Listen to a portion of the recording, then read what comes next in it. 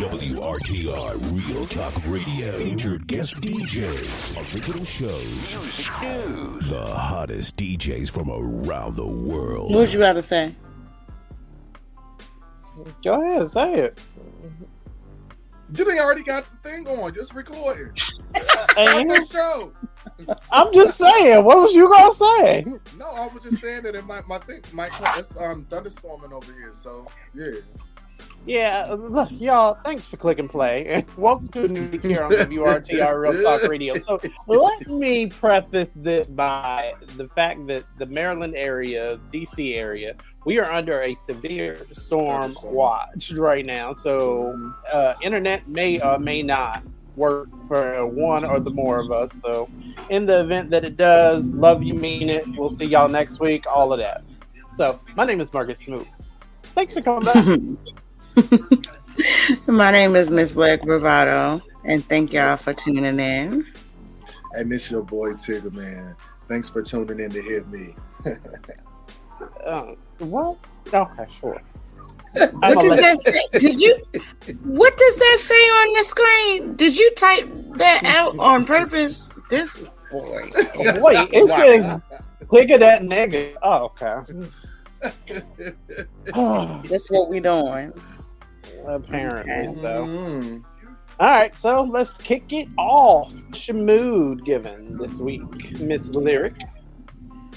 My mood is given tired and tired. You sound like you kind of tired. Yeah, I'm tired physically and mentally. How about socially? No, not yet. Okay. Not yet. Actually, What about? no, not yet. Well, on that note, I am just wonderful. We didn't ask. Pick of that nigga. I mean, how you know I ain't gonna go? I mean, hey, you ain't saying that, so hey. It's fine. What's been going on in your world? Anything interesting? But you still ain't tell how you was feeling. You typically don't, because I mean, who cares? But We care. No, I mean, so how you? What's your mood? Hello. Okay, so I'm in an enlightened mood, and one of the reasons that I'm in an enlightened mood is because of just the personal work I've been doing on myself, and that whole exercise thing to write a letter to your younger self. Because I'm a writer, it's a thing of where when I write, I'm always conscious of my audience. And I wrote this letter, beautiful letter to myself, to my younger self. But I catered it in a way that I don't speak to myself now. So it was like, I need to do better by myself in my mind. I need not to beat myself down so much. I need to remember that same little boy is still there, and I have to cater the things that are going around. I don't have to basically beat myself up so much. So I'll try to get better with the whole mood thing. So enlightened is my mood. I'm going with that. Good. So I like to hear that. I appreciate it. So we're going to do the black fact for the week. Sure. Alrighty, what you got? Sure. Let's see. I can go first. And if you guys did not know already, even though I already knew this, but maybe some people who are listening to this did not know. Did you know that HOAs were first created to help keep Black people out of neighborhoods? Yeah. Wow. A lot of people didn't know that. The Homeowners Association was first developed in the U.S. during the mid-19th century. However, it didn't gain popularity until the 1960s. HOA popularity was driven by a rapid growth in suburban growth and a desire by white Americans to ensure they lived in a majority white neighborhood. After Shelley versus Kramer, right, in 1948, which declared enforcement of racially restrictive covenants illegal, along with subsequent school desecration cases throughout the 1950s and 60s caused HOAs to skyrocket in popularity. HOA brought the promise of exclusion with them. That exclusion took place by using in-person prospective resident interviews, minimum credit score requirements, mandatory background checks, and de facto zoning through the enforcement of prohibitory, expensive design and maintenance codes. So that is completely on brand with everything that they give when you think about it, because I guess I knew, but I guess I didn't know that it was like so outlandish. But when you think about HOA, what they stand for, and the bullshit that you got to deal with them, it makes complete sense. So, yeah. Take a man, and that's why when I buy a house, I refuse to live in a place where they have that shit. Yeah, but here's the thing. I feel like a lot of them nowadays, it's like, even when I was buying my condo, it was a thing of where you had, like, there was no option not to have the HOA. And, like, the limit, it was very, very few options for homes with HOA. Do you remember that whole thing, Ticket Man, when I was house shopping? Mm-hmm. And I was, like, going through all this stuff, and I was trying to find a place that didn't have an HOA because I didn't want to pay HOA fees. Anyways. Y'all. All right. I guess I'll go next. So last month, Master Chief William Harvey Goings, the first African-American Navy SEAL, passed away. He was an original inaugural member of the Navy SEAL team when it was first formed under President John F. Kennedy. Wow. He was also a descendant of 2 Civil War Union soldiers. I didn't know that. Yeah. Rest in peace to him. He was the first he was the first African-American Navy SEAL. Wow. Yeah, and he just passed last month. Why I feel like everybody great is going away. Right. You know what I'm saying? Like, wow. We've lost a lot of icons this year. Oh, I said icon. Richard Simmons. What you got? And what you got? All right. So this week I want to talk about historian Antoinette Harrell, who has been, she's been basically digging up some serious dirt and found out Black folks were still living as slaves well into the 1960s. So what? Yeah, you heard me. More than 100 years after the Emancipation Proclamation, she uncovered stories from Louisiana, Mississippi, and Arkansas where our people were forced to work like slaves, tortured, and even raped. So it's insane that. But you know what's funny about that? Sorry to cut you off, but remember that movie Antebellum? That was in the 1960s. It truly was. But I mean, I guess for me, this story kind of like struck a chord because you never really think, or when you think about slavery and you think about the circumstances and everything, I know for me personally, I don't always think of it as a time that my own parents were alive. So to hear this in the midst of where they were very much so born, it's just like, how far removed are we from it? Because look at even the things that we are seeing and witnessing and being a part of today. And yeah, I'll get into more of that during my segment, but yeah. Oh no, my bad. It wasn't. Yeah, it wasn't Antebellum. It was the movie that Keke Palmer played in. Keke Palmer and I did not know. Yeah, she was. Her and her family was on that plantation or whatever, and the whole time this was like in the 1960s, if I'm not mistaken. And when I know what movie you're talking about. When she escaped, she ran into what's the rapper name that played in it to help her out? The one that's dating Jennifer Hudson. Common. He was in it with her. Yeah. But it was in the Antebellum movie too, because it was an Antebellum movie. I read the same article yeah. that Marcus read, and the family in the 1960 wasn't able to leave their land, and when they finally left their land, they realized that times had changed, and us niggas was walking around like you was free. Yeah, it talks about you talking about you ain't free. Slavery been over. Like, Son. Yeah, that was in the movie too. Yeah. I mean, the article talks about May Lewis Walls Miller. She was basically stuck in a plantation until 1963 because that's crazy. They were tricked into debt. I mean, that they could never escape. So, and that they could never repay. They forced beatings, rape, just rape, and crazy. All of this. That is crazy. Like my mom and them was up and moving around as babies and stuff. My mom and my father.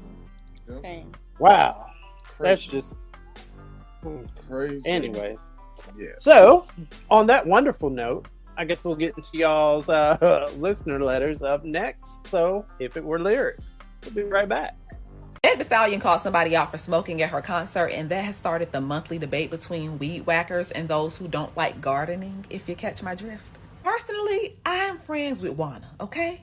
That bitch ain't never done me wrong. We don't have a codependent relationship. We are copacetic. I don't typically debate with non-smokers because I don't really give a fuck. Oh, y'all are fiends. It's not ladylike, baby. I'm built like a joint. It's meant to be. Fuck all that shit. But there is also a such thing as tree etiquette. For instance, I don't smoke around pregnant people or children. That's just a given. Nor do I do it in rooms where other people are present unless they do it too or they say that it's explicitly okay. This includes parks, concerts, and other venues. Now, I do like to be lifted at certain events. I was at the Meg Thee Stallion concert, but that's why edibles exist. Smoke can trigger certain conditions. Bitches got asthma. I've left concerts with a headache because of excessive smoke. It ain't that deep. Take an edible. And lastly, breaks are good. Barring medical reasons, if you find that you can't not smoke, then you may have a little dependence, and that's why you can't go anywhere without doing it, friend. Maybe not what you should do, but definitely she would if it were lyric. Hey guys, it's your girl Miss Lyric, and thanks for tuning into my segment for If It Were Lyric, where I discuss all of your relationship, situationship, and friendship advice, and I give my 2 cents about it.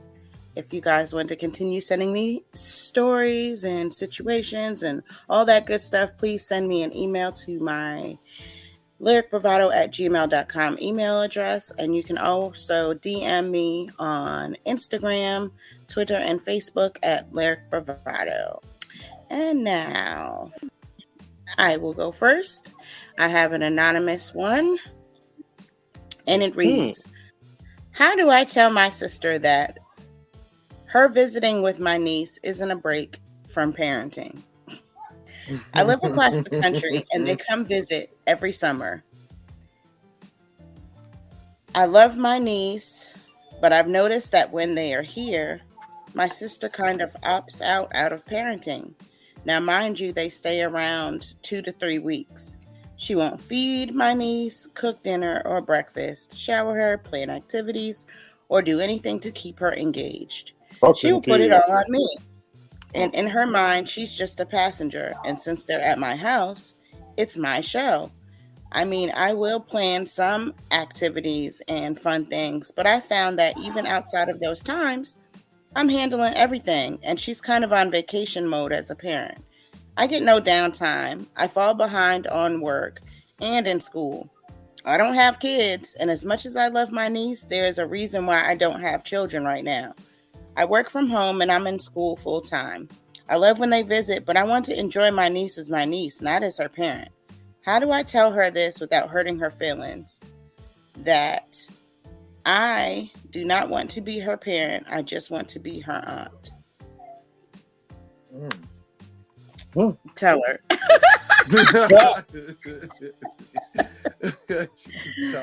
You just have a conversation with her. Be like, look, I love that y'all come over. I love spending time with you, and I love spending time with my niece. However,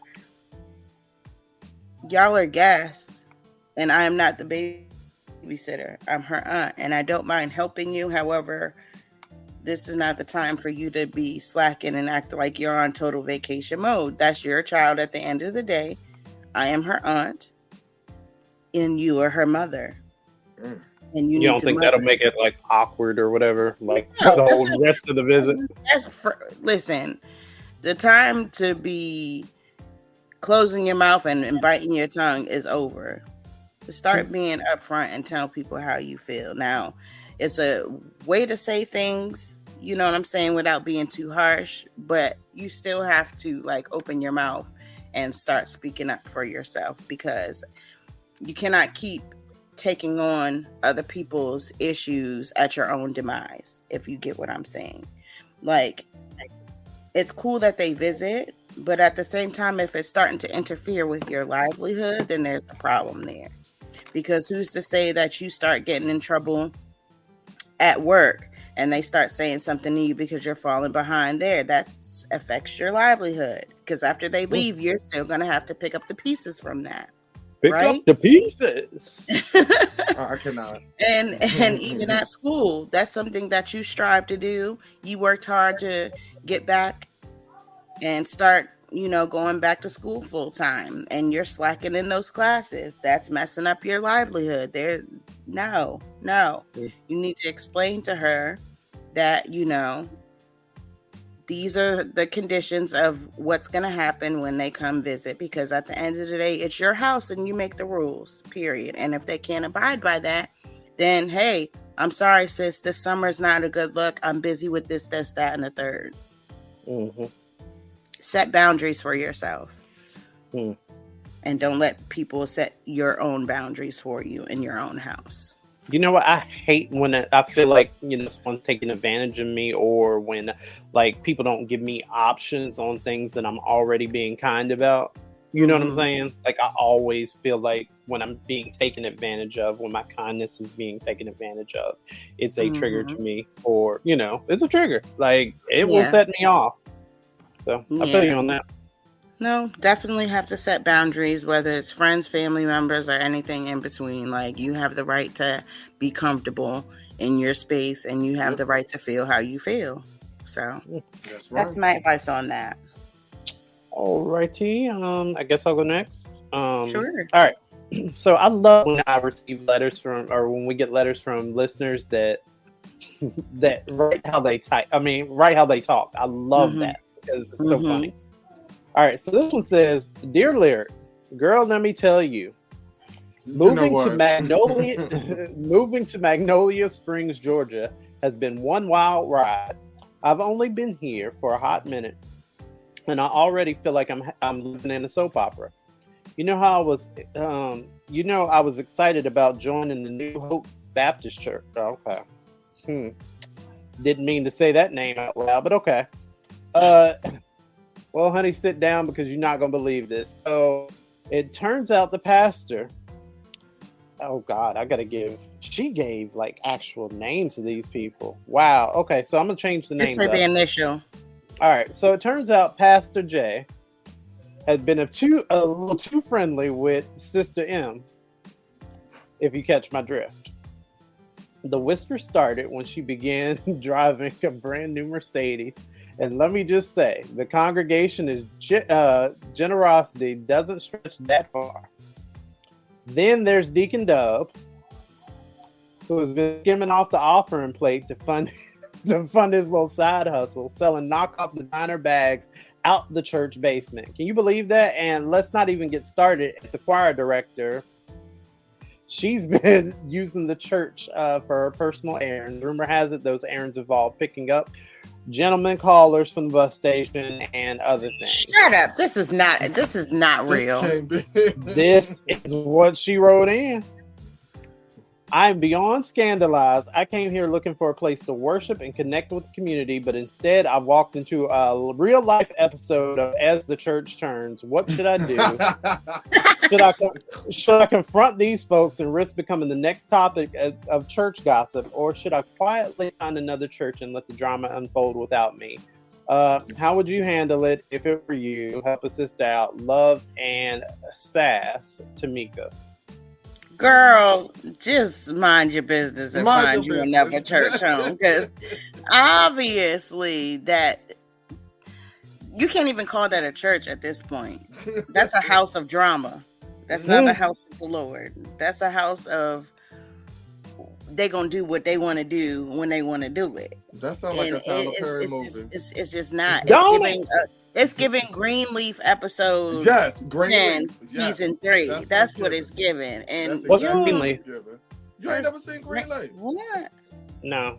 Greenleaf is it's a about series family about church drama, and Yes. That's they be why I having haven't all seen that. it. Everything that she described in that letter Was has in happened in that Greenleaf and worse.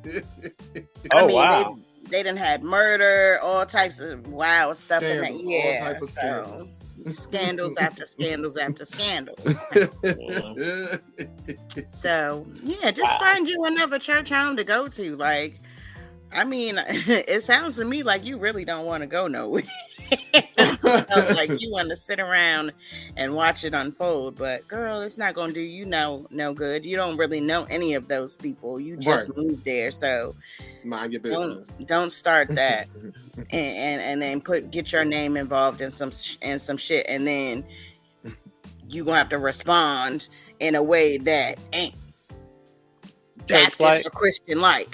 You know what I'm saying? Like, because you want to put your name in the mix or be nosy about something that ain't got nothing to do with you, and probably has been going on since before you moved there. So there's no reason for you to involve yourself in that, girl. Just move on. Like, move on. Yeah, she probably heard all that from somebody else that goes to that church. Was like, girl, let me fill you in on the drama in this church. And that's what that was. Yeah. Listen, if y'all said this happened on a TV show, well, see, when you lost me at church drama, because no. But the thing is, like, if this is something that's actually happening in people's like when I read this, I thought this was an anomaly, but y'all telling me it's just another Sunday. So I mean, in some churches, yeah. I mean, people have to remember when it comes to churches, we're still imperfect people. So, you know what I'm saying? Of course, we hold people who go to church and have certain church roles to a higher standard. However, they're still imperfect people. Little do you know. They're still imperfect people. And so you have to be realistic nowadays, especially when it comes to certain scandals. Now it's getting to the point where I am not even like surprised, because I'm like, first of all, there's always going to be some red flags, especially when it comes to the pastors fucking off on the congregation. There's always going to be signs. Y'all just choose to duck and dodge all the signs. Like, he's always gonna be a little too friendly, and hey, why don't you come back in my office, and y'all there for a little too long. Like, yeah, there's always gonna be signs, and somebody has always seen something. But see, a lot of times what happens is certain people, like leadership in the church, they'll cover that and they won't say anything. They'll see it, but they won't say anything. And that's wrong. Like, no. Yeah, but when she said people in the basement though, like you bumping uglies in the house of the Lord? First of all, you know what? Go off this, do you? Go off. You'd be appalled at any of the stories that I could tell you about stuff like that. You'd be appalled. I know for a fact that how old was I? I can't even remember, man. I was 13 or something. The church used to have youth lock-ins. Now, I don't know if you used to know about those, but yeah, there were, people, during those times at the church. Yeah, so they had to shut that shit down immediately. Not bukkake in the Baptist church basement. That sounds like a bad porn. I'm serious. I hate it. I'm serious. So it is what it is. Yeah. But hopefully you can find you a church home where, the whisperings are down to a bare minimum. But just know that anywhere you go, nothing's going to be perfect. But that's a bit much. Something's going to be going on. Yeah. That's a bit much, though. That's a bit much. So I got one. This one is coming from Lil Durrell. Oh, hell. Lil Durrell. Y'all be trolling. Dear Larry, I've been having an issue lately involving my mother. It feels like she isn't really my mother, but someone who thinks we're best friends. It's like she never really grew out of her high school days, and I'm almost 30. Ooh. I'll have days at work where she texts to tell me about her day or her recent struggles. or she asks me to find furniture that would interest her. I feel awkward answering her questions and wish I had a parent to talk with about some of my issues instead of feeling like I'm the more mature one. She telling me that only I know what she likes when I know her taste changes on a dime. She doesn't speak to me the way most mothers talk to their sons. It's more like how two teens at school talk to each other. I know she has been through a lot, so it's not that I want to ignore her. I don't know what to say because I don't know how to talk to this person anymore. I'm tired of feeling my stomach sick. Every time I have to respond to her. What should I do? Grow up. That's what you need to do. Because you sound petty as fuck. First of all, that is still your mom. You talk to her regular. Like, what are you talking about here? What are we talking about here? What do you mean? First of all, the relationship dynamic is automatically going to change because you're grown. She's raised you into the man that you are. So you can't expect her to, talk to you like, you know what I'm saying? You're 5. What are you talking about? Of course your conversation is going to change. That's common sense. I would hope so. It's going to be more mature. So. Look at you like an adult because she raised you to be an adult. What do you mean? You can talk to your mom. She can still give you advice, and that don't mean she got to mother you and smother you. Like, I'm not sure what you're expecting, but as we get older, yes, our parents turn into our friends. Yes, they're still our parent. However, they're able to open up to us more because we're on the same level as them. We're adults. We're all adults. So that dynamic changes. And I don't understand what he's talking. He sounds weird. Like, and then for you to say your name is Little Daryl, for you to write in and say Little Daryl, that lets me know where your mental is. Like, grow up, sir, because no grown man should be called Little Daryl. Okay? Somebody needs a tea. Like, somebody's fussy. Time for a nap. He wants his sassy. He wants his sassy. No, bro. Like, come on, yo. Stop doing your mother like that, because let's be clear. It sounds like y'all have a good relationship. I don't know what you're confused on as far as the conversation is concerned. But let's be clear. You only get one. So still honor her while she's here, because everybody can't say that. Everybody's mom is not present in their life, either physically, mentally, whatever the case may be. So stop being petty with her. Like, just talk to her regular. It'll all work itself out. You're thinking too hard on the situation, sir. Grow up. And that's all the advice that I have for you guys today. Please continue to send your advice questions to me, to my Gmail at lekbravado@gmail.com, or you can DM me, like I said, on my social medias, which is Twitter, Facebook, and Instagram. Till next time. Bye. All righty. We trolling. Tick Man, you ready? All right. We'll be right back. That did not sound enthusiastic. Marjorie Taylor Greene is a perfect example of when you poke the wrong bear and you try the wrong bitch. I just find it funny that white women are constantly coddled and protected and granted the ability to come for black women unwarranted. Just in case you slow or don't know, yesterday Marjorie Taylor Greene thought it was a smart idea to come for smoking hot, cook your ass like a crock pot Jasmine Crockett, and she got her ass cooked, okay? Her meat was falling off the motherfucking bone. After that roasted, Marjorie Taylor Greene couldn't even pick up her face because her face was on the fucking ground. Her face was melted. I'm just curious, just to better understand your ruling, if someone on this committee then starts talking about somebody's bleach blonde, bad built butch body, that would not be engaging in personalities, correct? A what now?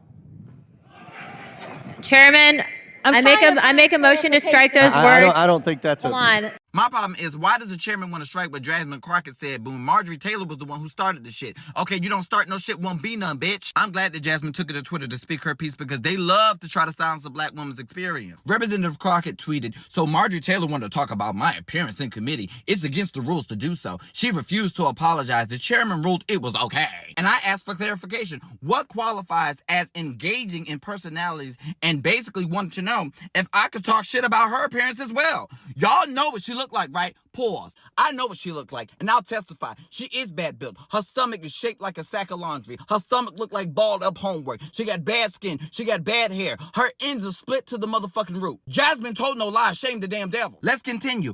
This is what happens when mentally deficient people who can't read or follow the rules, don't give a damn, somehow end up in Congress. Woo! Girl, you said a word, and that's how the fuck you stay on business. I want everybody who agrees with what Representative Jasmine Crockett said, I want you to stand up wherever you are and give God 5 minutes of the goddamn glory. If it's on your timeline, he's already seen it. Time to troll with Tigger Man. Hey, welcome to a new segment of Trolling with your boy Tigger Man. Now I know when you hear trolling, you're thinking about gossip, celebrity gossip. But it includes celebrity gossip, but it also includes international news, local news, and what might be going on in your bedroom. How about that? Whatever. But anyway, we're going to start with Drake. So Drake's mansion has been impacted by the severe weather in Toronto. Listen, if Lightning Rod was a person, it would be Drake. Because he still keep getting struck with lightning, over and over and over. Yes, it has his mansion looking like a water park, minus the fun. He just recently posted a video on social media of what it looks like brown liquid water running through his house, through his mansion. I said, dang. It does suck. I mean, not only do you have everybody and their mama walking around calling you BBL Drizzy, right, but now on top of that, now your couch swim, the whole sofa floating down, And he didn't even seem fazed by it at all. He probably was like, oh, that's not, I get this, I get all this, I got the money for it, I get all this up, or whatever. But yeah, it looked like a whole water park in his mansion. It's cool to found. It's okay to found. A brown, dirty water. Gross. Anyways, next up we got Diddy. So Diddy is being sued again for sexual assault and sex trafficking. Of course again. And this will be by a female. Go ahead. This will be by a female named Audria English. She filed a lawsuit against him last week regarding the whole sexual assault and sex trafficking. So now, since she filed this, she's getting a lot of interview requests from a lot of media people, whatever, getting interview requests, and she has a long line of requests that she is asking for in order for them to interview her. What? She has a list of demands. Yes. The first demand is she wants 2 first-class flights from LA to New York for herself and her husband, and also 2 separate flights for her attorneys. Wow. Then is this for interviews or is this for interviews? No. Interviews. Then she's requiring a 2-night stay in a 4-star hotel, preferably with a breakfast included. Okay. Before the interviews begins, she wants her hair, makeup, and wardrobe services from specific vendors, plus meals and snacks throughout the day of the shootings. We can't hear you, Lyric. Oh, sorry. Who are we talking about now? Because I just had to drop in. Okay. Well, Diddy's being sued again for sexual assault and sex trafficking by a female named Audria English. Girl, and she's getting a lot of interview requests. And she has a list of demands that she's requesting in order to be interviewed. And those are the demands. And those are the demands. Yes. And so a lot of them declined it. They said, no, we're not doing all that. But you know what? A lot of people want to know, but she's trying to get in where she fit. I mean, honestly, I'm not going to speak too hard on it, but what I will say is that, I mean, it is a big story. It's huge.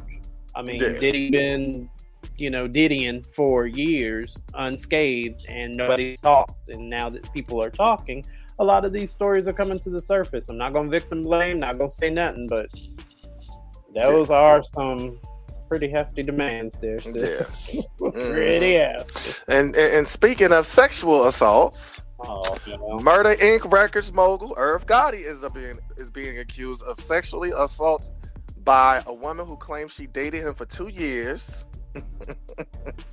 According to the court documents, they said that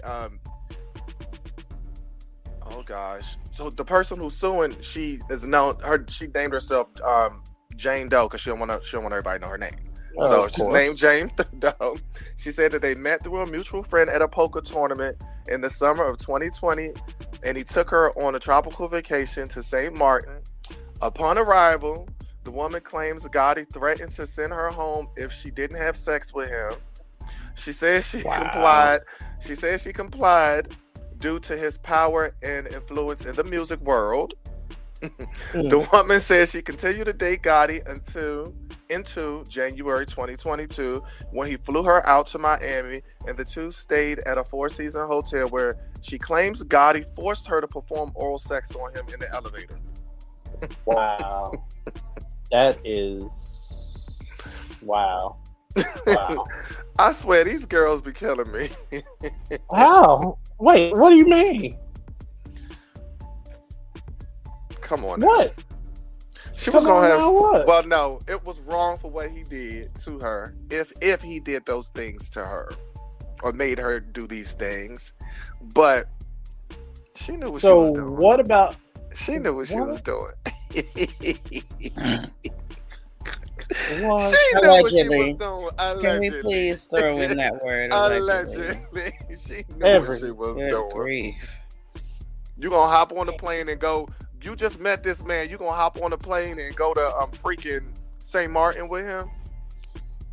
So he's rich. He's a mogul. A lot of y'all are hopping on planes. And there were already rumors going around about him anyway. But regardless, a lot of y'all are hopping on planes for less, and now we want to side eye her because her thing got exposed. I'm not gonna say I'm not really side eyeing her, but. You hear rumors. You hear. Anyways, okay. Anyways, first of all, ain't nothing free. Let's be frank about it. Period. Ain't nothing for free. Period. And ain't no fucking rich guy just putting you on no plane, sending you to no private island like that with the notion that that nothing is gonna happen. Y'all gotta use y'all common sense. Exactly. Like, come on, for real. I'm not blaming or nothing like that. But stop putting yourself in certain situations to have fuckery happen to you. And he already had a bad rap anyway. So, girl, what was you doing? But anyway, on to the next. Now we have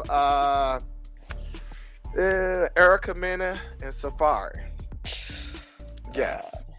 So, Erica Mena had a lot to say after her ex-husband, Safari Samuels, said his breakup with Nicki Minaj was the biggest trouble he's had to overcome.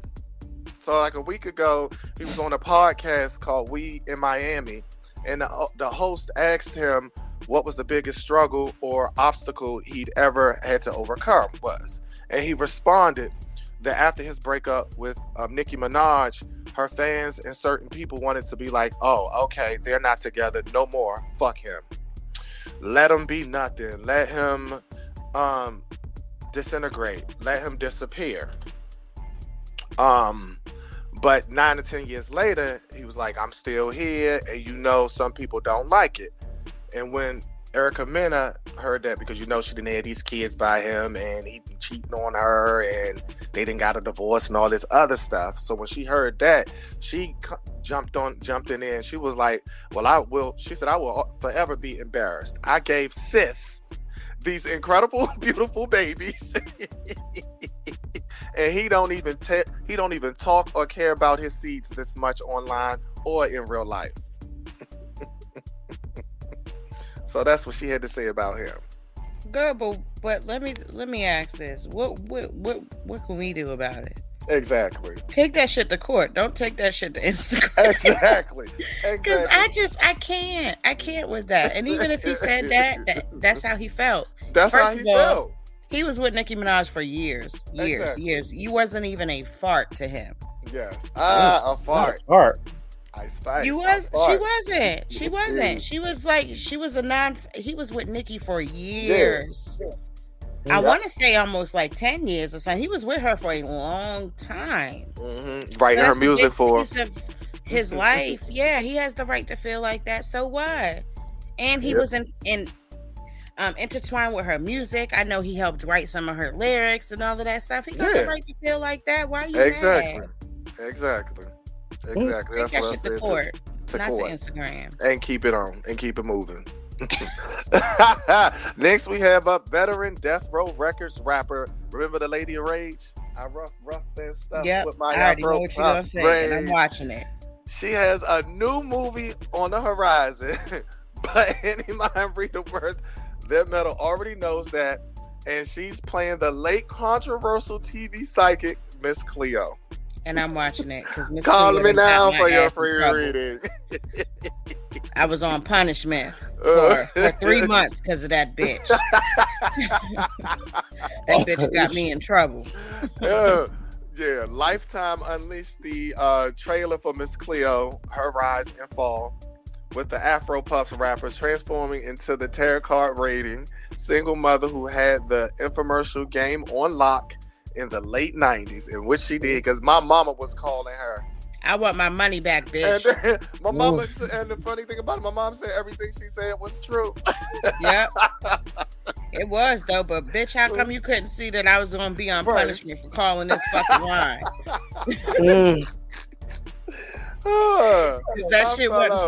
That shit was not free. Right. I said, I gotta watch that. I definitely. It was something always hokey.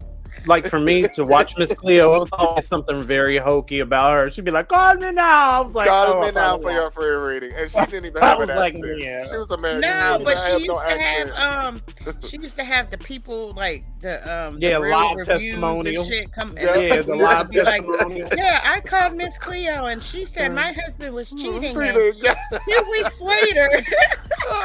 He was cheating with Miss Cleo. It's like, no. Yes. Okay, next up, man. Yeah, next up we have Kiki Wyatt. She just confirmed of her divorce by her third husband, Zachariah Dern. She said that she's happy she is divorced. She's so happy she's divorced and free from the bondage and abuse. So she's happy about that. So she said, what the hell she say too? I forget. Oh, she mentioned her 11 kids. She with her 11 kids. She said, 11. Yes, 11 kids. And matter of fact, hold on, she's pregnant again. If I'm not mistaken, she's supposed to be pregnant again. I don't know. She stayed fertile. No, she's not pregnant again. That was an old picture. I had to dig. Oh, okay. I researched. Okay. Well, yeah. So it's her and her 11 kids, and she said she is happy taking care of her 11 kids by herself. She is not struggling at all, and so on. So congrats to her. But we knew that already, though, right? Because you was caught at the bowling alley making a drop in front of that young, tall, brown-skinned man that you was hugged up with like some tramp. Exactly. About to get pregnant again. We knew what it was. About to get pregnant again. Yeah. Okay. Now next we have dropping ass in the aisle. Next we have Marcus White. This remember the Maryland teacher that went viral on social media for letting the children take out his hair. Yeah. Yeah. Well, he went on social media and let everybody know that after, what was it, 4 months or so, he's now able to go back to work. Excellent. They are And that allowing is him to because go of back to work now. Is As that the because fuck of they shit of that he public should. opinion?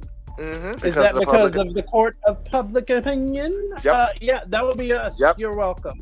Yep. So he is back at work now. Yeah, because And fuck happy. that. The very next week, you had all the white girls and shit bedazzling that white principal's bald head and shit with all them sparkles. Ain't nobody said nothing to him. Nothing about that shit. Nobody tried to take his motherfucking job. Right. Amen. Shit. Exactly. Amen. So I want to say rest in peace to 2 people.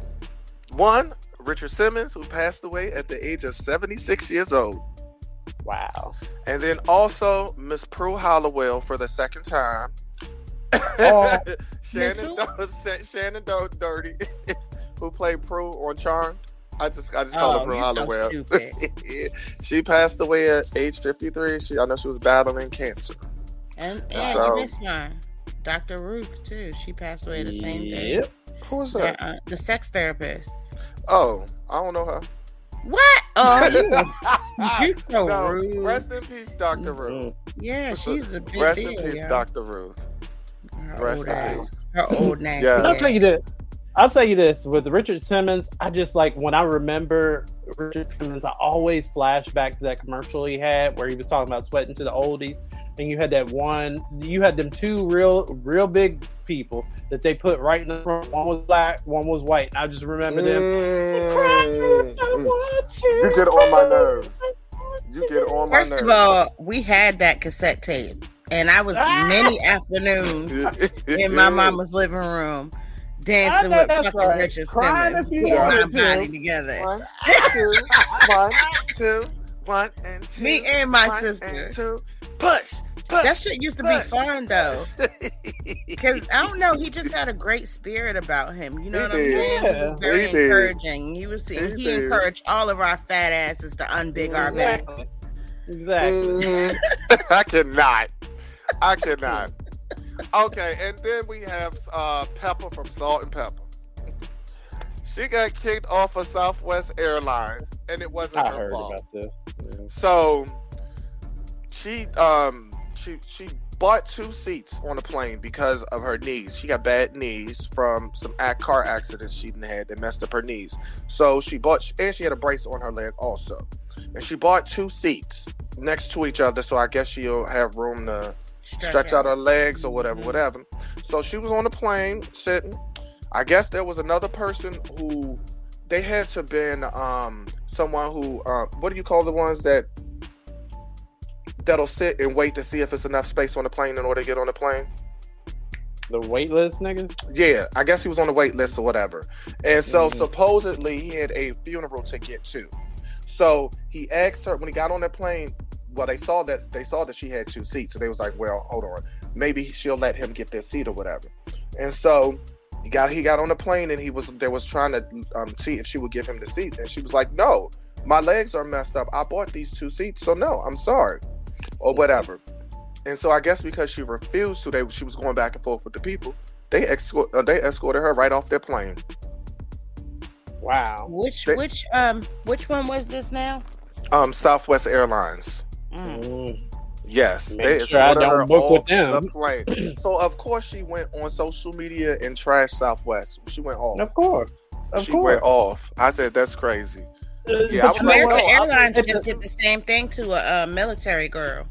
Mm-hmm. Oh, that's what I was going to talk about too. Yeah, that's crazy. I mean, if you want to get into it, but I wanted to just point out that at the same time that this was trending, the story about her, they also started, I guess somebody kind of put this meme out with this heavyset white woman, and it was like, oh, well, she bought 2 seats. Because make her give basically up because she right, she was like, oh well, she bought 2 seats because she's fat, and that's how it was peddled, of course.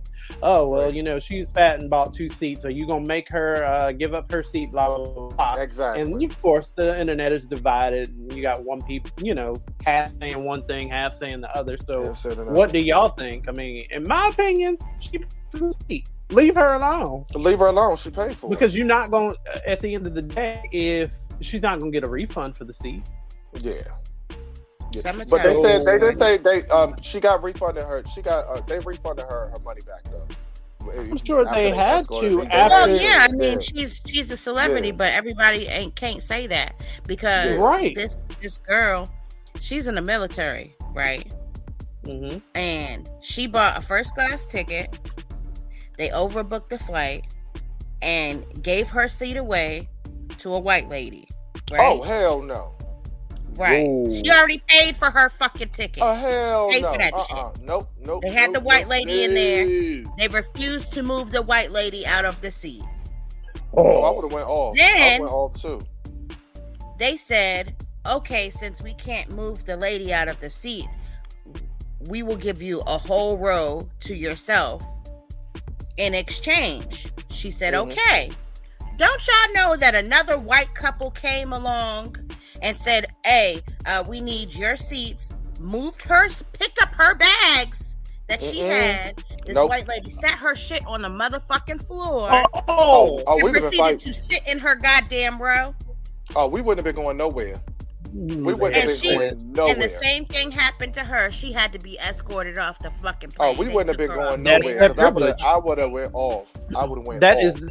That is that privilege. That's that privilege to where they feel like they can reach over and turn your vents off, or they can like all of that. All of these microaggressions that they have is again a condition of their privilege. I'm over it. I hate it. All right. Last but not least, we have Nicki Minaj. Fans are pissed off at her.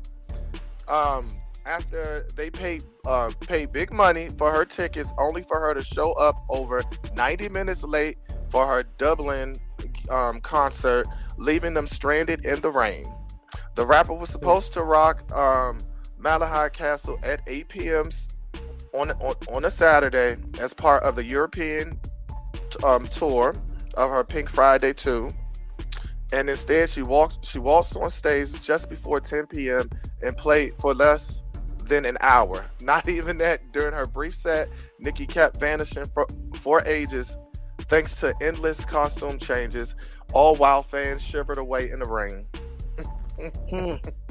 Girl, please. I said, girl, get it together. Get it together. But anyway, that wraps it up for this week's segment of Trolling with your boy, Tigger Man.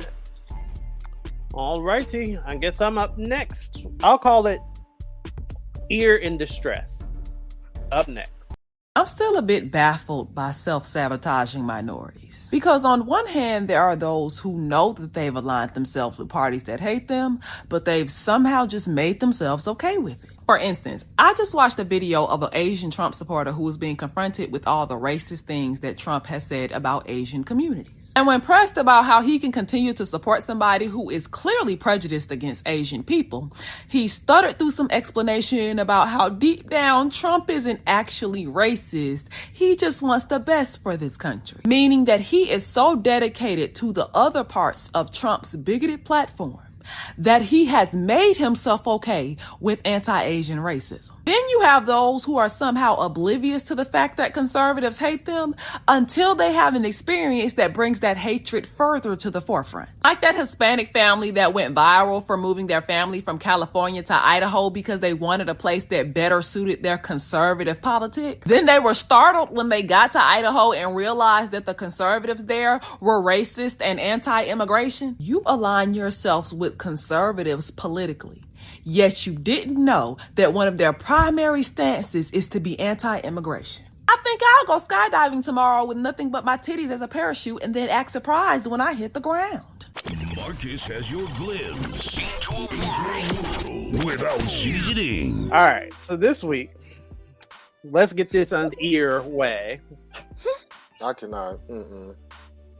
Over. Ear in Distress is what I'm gonna call it this week. So for context, y'all, I want to discuss. The lyric is falling out. All right, I want to discuss the events that happened in Pennsylvania this past weekend at the so-called assassination attempt on Trump.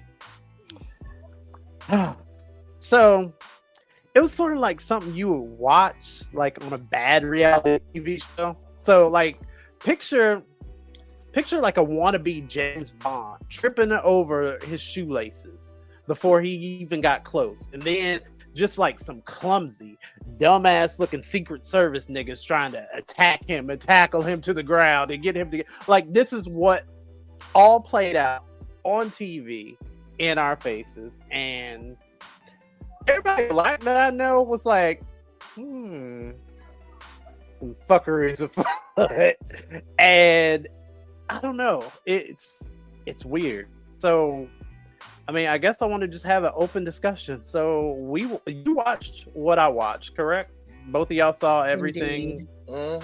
Well, my son saw it first in our house, and he proceeded to run out his room, came smack to me, and was like, "Somebody tried to take out the president." I said, "Which president?" Trump. I said, "What? What? What you mean?" Oh no, the reason why I asked is because at this point Biden's so old, Jesus gonna take him at any rate. Okay. I had to ask to make sure, like, which one are we talking? And then I was like, I know they ain't talking about Obama, because what the fuck? So yeah, he was like, Trump. I said, ain't no way. Ain't no way. I proceeded to turn on the news. They run the playback, and I'm immediately said, "State. This is fake." Exactly. And see, okay, so my issue is, we watched this all play out on TV. Now, I heard mixed reviews, of course, Black Twitter and the memes. God, the memes. Y'all and these memes took me out. I had a good time with the memes. However, I guess, I don't know. Every day that this whole political situation unfolds, every new chapter, every page turn, I find more and more out about people and where their heads are as far as, just their viewpoints and what they're willing to go to bat for and what they're not. And, I realize that there's diversity in the world, and I'm okay with that. I'm okay with people being diverse. I'm okay with them having opinions that aren't like mine.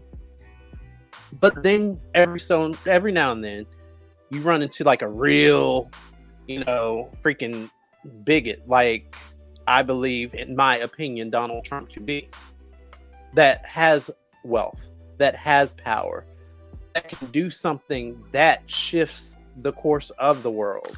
I mean, he's talking about, like, I don't know how short-term people's memories are, but do you remember watching families, regardless of race, but just actual babies, being locked in cages?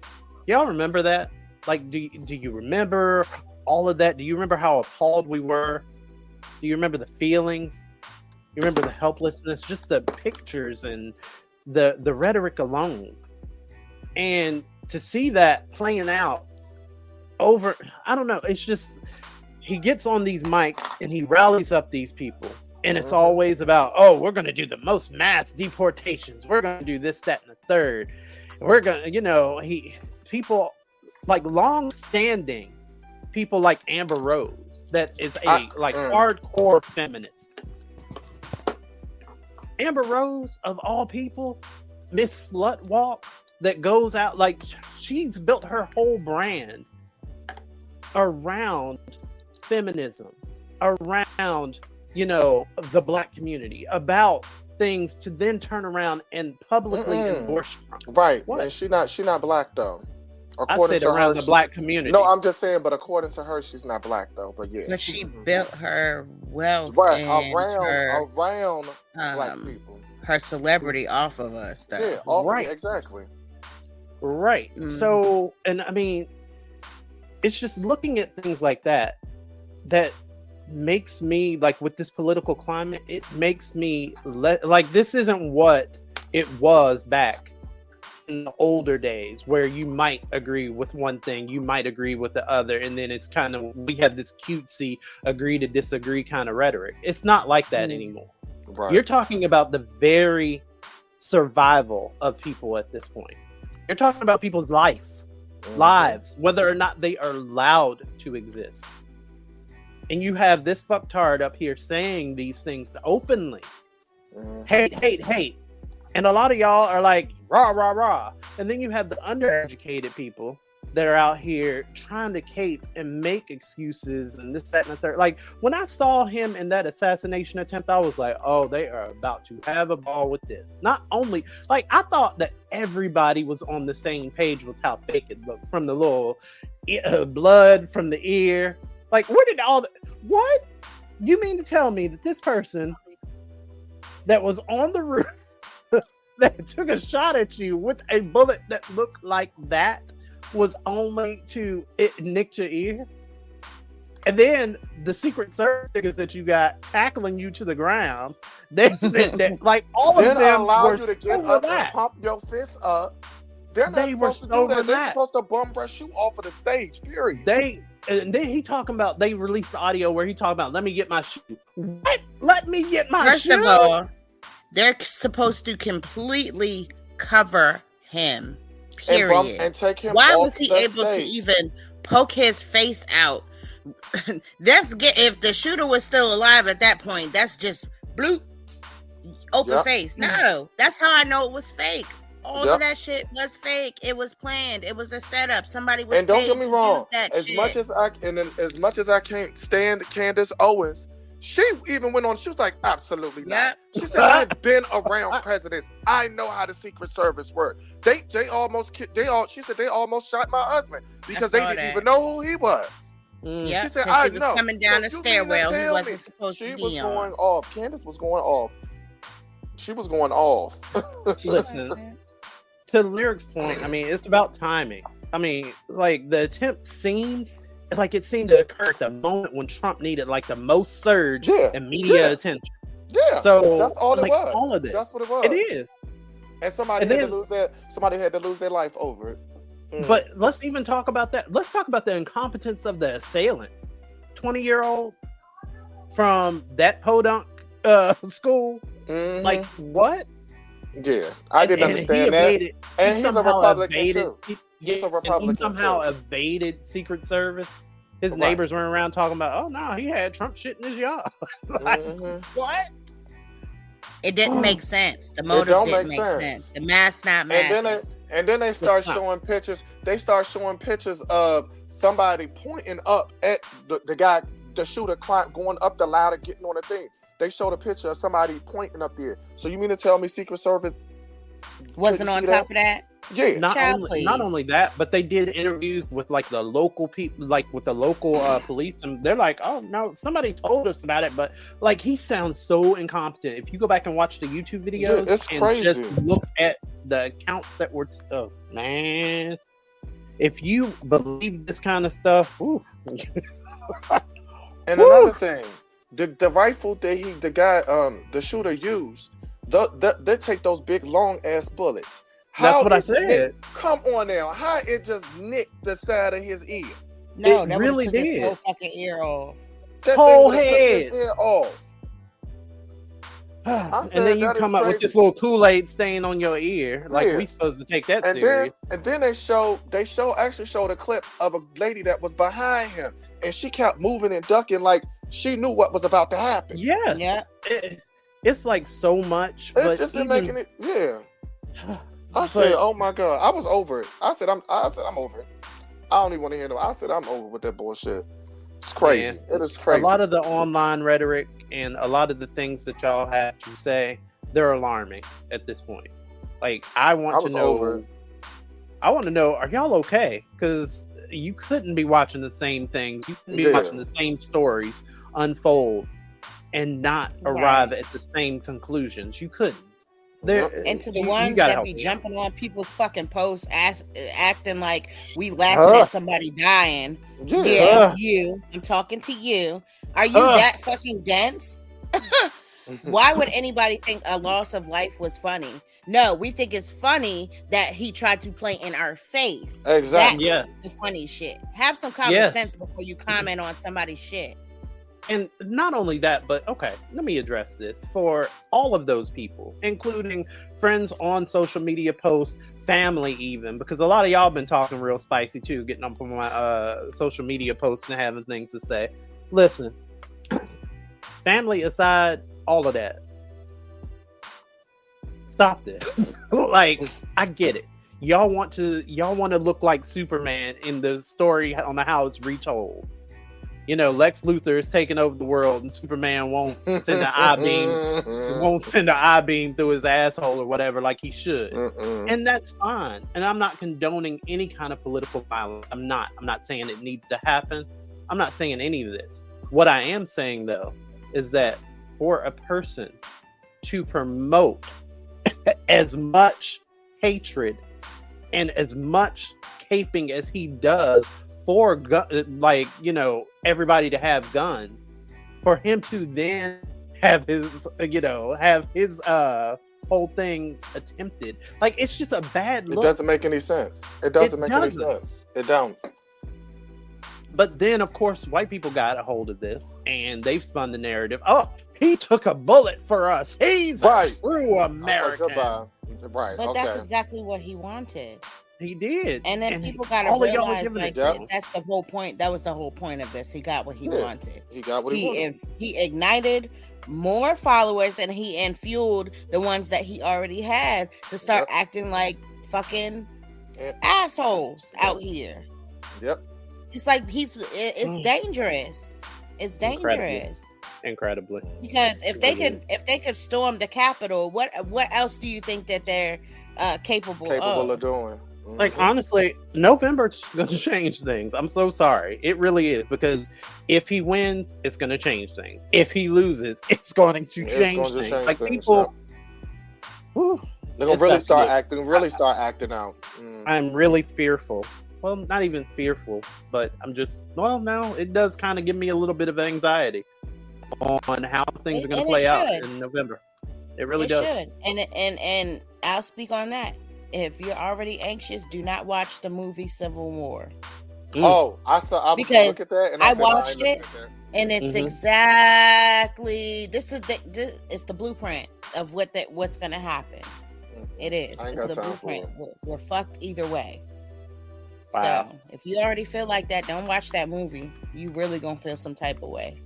Well, anyways, take that off the watch list. Anyways, because somebody said, "Oh, you should watch Civil War." Now you telling me what? Yeah, go on to watch it. Go on to watch it. No, I'm good. I'm good. My anxiety is already shit right now because all y'all's fuckery. So, anyways. All right, so that's it. Second half of the show up next. We will be back. Let's put this in perspective. The Supreme Court just lifted 40 years of government regulation, removing oversight in most public life, from aviation to food to drugs you used to heal with to the environment. Which means corporations have much more of a green light now to do whatever they want to do in their industry, as long as they prioritize the profits of the people, with no regulation or oversight, with no penalty, because, hey, you can just bribe a Supreme Court judge to regulate the way you want them to. $4.2 million. That's the amount of money that Clarence Thomas has accepted in the form of bribes, gifts, during his time serving the Supreme Court. $1.8 million of that was given to him by Harlan Crow, who is a Republican mega-donor, billionaire conservative, in the form of lodging and trips. Clarence Thomas did not report this $1.8 million on his financial disclosures. I am so embarrassed that he is still serving on our Supreme Court. Also, he's not the only Supreme Court justice that accepts gifts from people. Many of our Supreme Court justices do. Yet I know people who can't even so much as accept a $5 Starbucks gift card from their job without being investigated. On my mom, if Supreme Court had to rock the patches of the companies that was sponsoring them, like race car jackets, a lot of them dresses robes would look just like this. Let's break it down and simplify some more. A bribed Supreme Court legalized political bribery, then criminalized homelessness, then took away the federal agency's power over their own regulations and handed it to corporations. I remember in high school learning about how the government empowered the FDA to make sure things like our meat that we eat is packaged and clean and not with a whole bunch of like rat feces and things like that. Let's just say it costed meat companies a whole bunch of money to make sure they regulated our meat being clean. So instead, they paid the government or Supreme Court less than what they would have to pay for the regulation to make it where they pass a bill to say, hey, no longer have to regulate the meat that they feed consumers and that they can give us meat with all type of feces and all type of things in it. In some instances, they already do it. Now it's even got worse. FDA stands for Food Drug Administration, for y'all that don't know too. It's wild. Think about it like this. Overturn the Chevron doctrine now allows for judges to say, hey, instead of experts deciding what should be done in the field or industry, the judges can decide. Can you see all of the conflict of interest that's involved in that? Education is elevation. Take us to work. Take us on the go. Take us wherever you go. WRTR, Real Talk Radio. All right, folks, welcome to the second half of this week's show. So we've got a treat for you.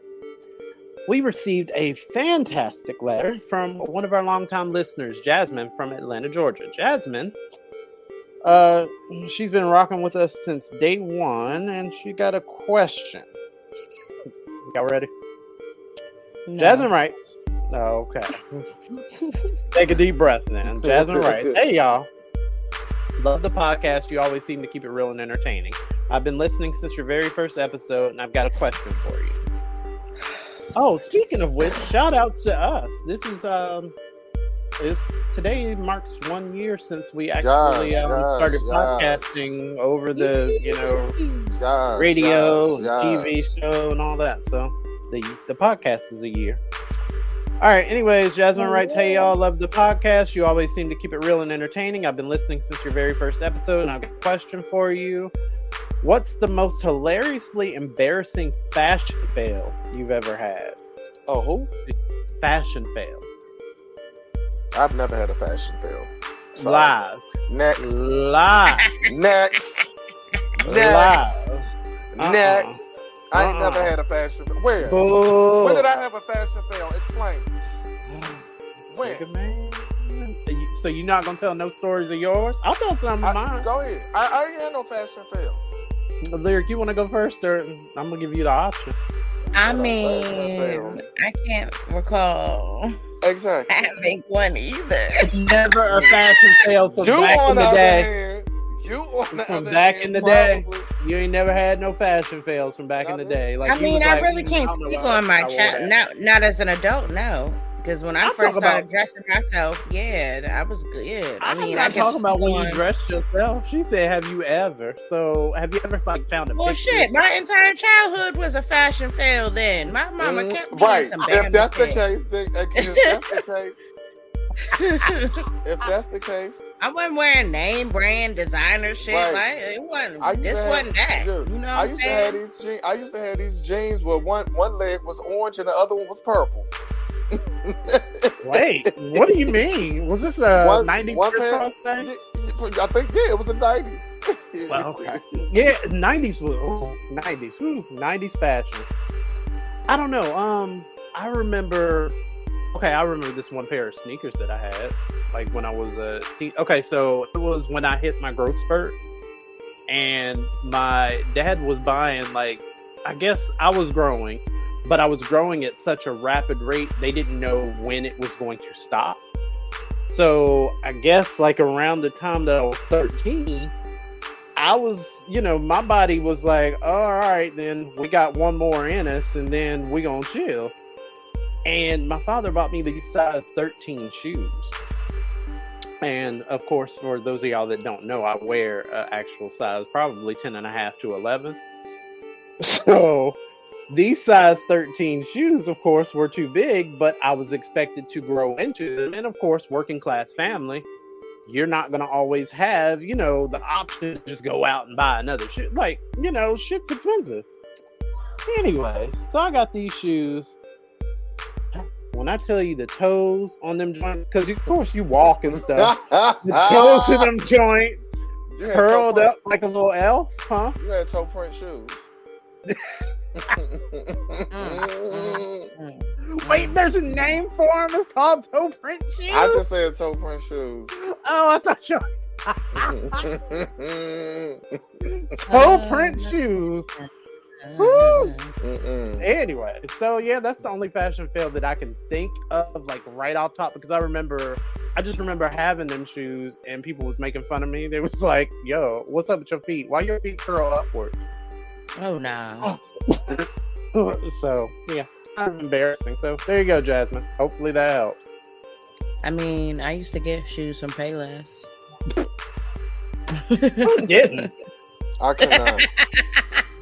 Shit, a lot of according to some people, they ain't never wore no Payless. Shit, I did. Please. Church shoes, school shoes. All I of had that. the shoes with the lights in them.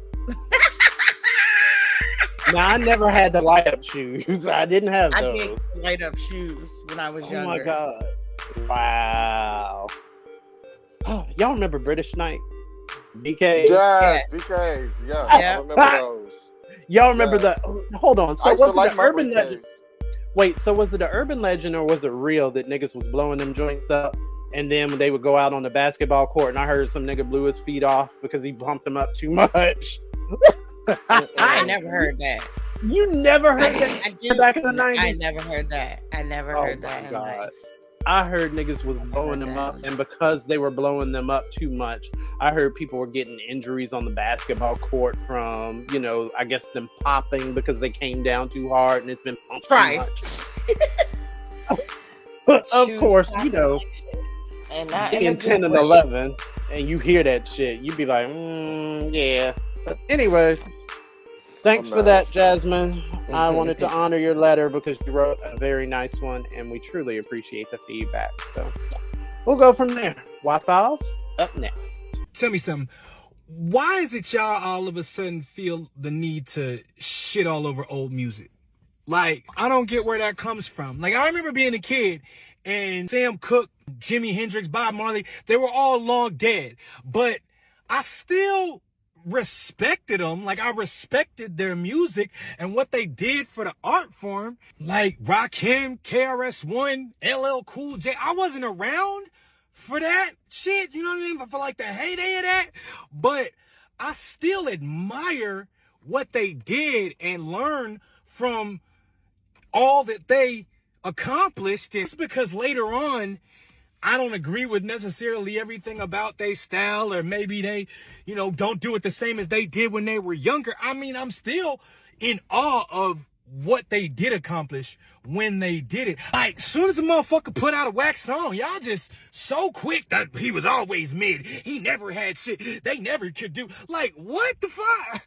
Some of these artists have sold millions and millions of records without the internet or social media. And you think you could have done better? Stop playing. Hold that. I just don't understand what y'all get out of ignoring or downplaying somebody's accomplishments when they are most of the reason you even have a road for your lane now. Hey, okay, you don't rock with it? Cool, that's fine. You weren't even there in the first place. Pipe the fuck down. Why do you have roaches? The Why File. Why do my children hate me?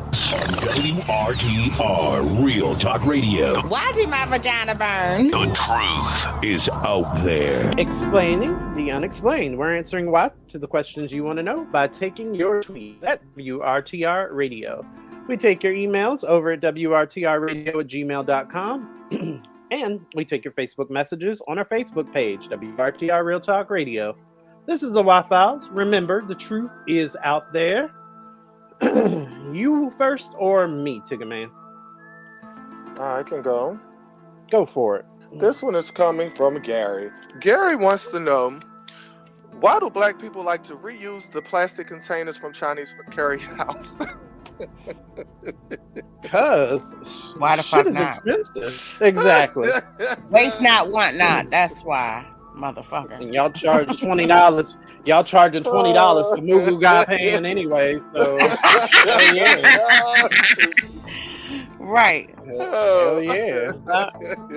Shit, I'ma I ordered use that. me some ramen, and they gave me one of them like thick, sturdy ramen bowls. That shit right in my cupboard right now. Fuck you, mean Exactly. ramen bowl, bitch. I Be paid right, for it. Came with it. be right in the work refrigerator with your name on it in a marker and daring niggas to touch it. Yep. And wish a motherfucker would. Okay. I wish you would touch my food if you want to. Oh my god. Because the truth is It's out there. That's why. Period.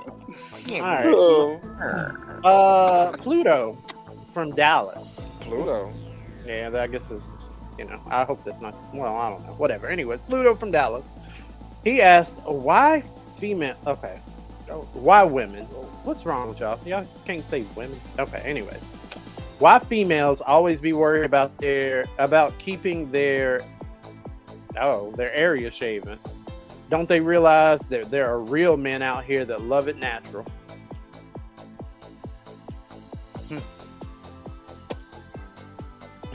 Hair holds odor. Say that for again. Some people, you know what I'm Say that saying? again? So maybe that might be why they shave it off. That's why they shave their underarms too.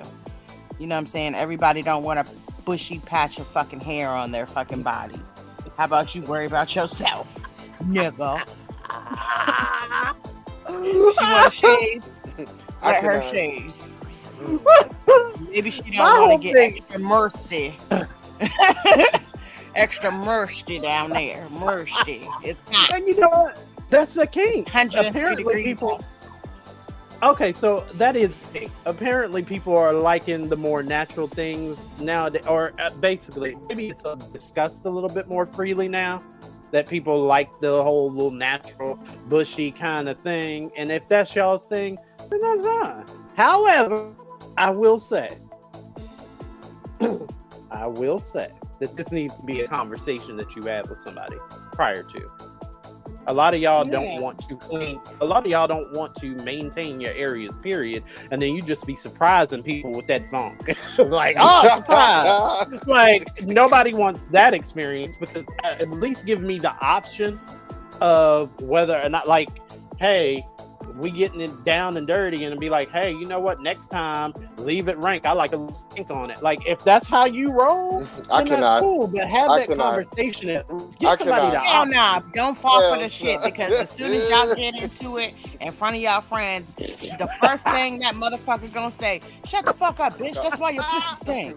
Don't fall for it. Save your shit. Take care of the shit the way you want to take care of your shit. It's your body. I'm done. Fuck that. I'm done. I am done. I like it a little natural. Don't y'all realize? Leave it funky. What? Are you okay? What's going on? I'm like, cut the shit. Y'all out here believing Trump. Y'all don't want to save your pussy. Like, what is happening out here? God, I cannot.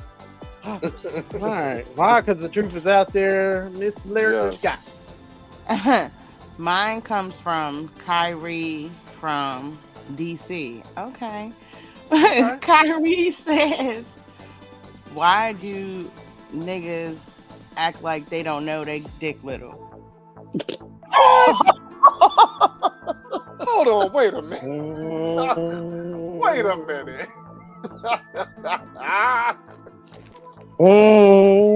Really? That's really horrible, Kyrie. Is he feeling some kind of way? Oh. She? I don't know. Oh, that's okay. Oh, I was saying, because I thought it was okay.